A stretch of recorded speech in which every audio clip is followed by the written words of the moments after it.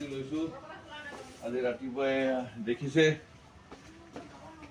এয়া বিভিন্ন প্ৰকাৰৰ এয়া পাতজাতীয় এইটো গৰুৰ পাখা বুলি কয়।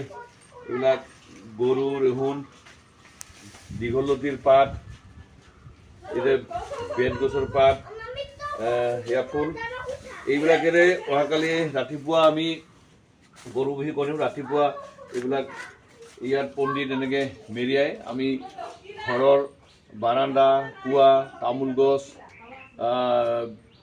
আমাৰ তাত য'ত গড়াওঁ তাঁতশাল, ঘৰৰ পদূলিত এইবিলাকত বান্ধি দিম।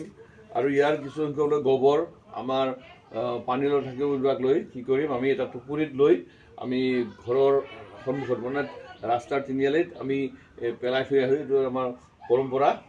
তাৰপিছত আমি গৰুৰ গলত আমি বেঙেনা, হালধি, আদা মানে কি কৰোঁ, আমি মালা গাঁঠি আমি গৰুৰ গলত আঁৰি দিওঁ। তাৰপিছত গৰুৰ শিঙত আমি মিঠাতেল দিম। তাৰপিছত আমি ওচৰৰ পুখুৰী বা নদীত গা ধুবলৈ যাম।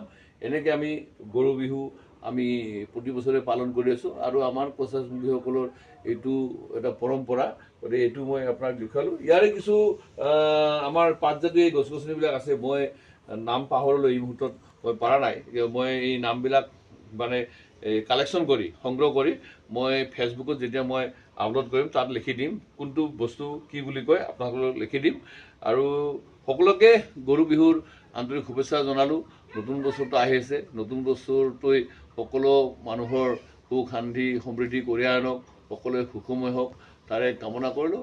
আৰু পুনৰ আপোনাসকলৰ গৰু বিহু, দোমাহী আৰু আগন্তুক ৰঙালী বিহু, বিচুৱা তথা ৰংগালী বৈশাখৰ আন্তৰিক শুভেচ্ছা জ্ঞাপন কৰোঁ। ধন্যবাদ, নমস্কাৰ।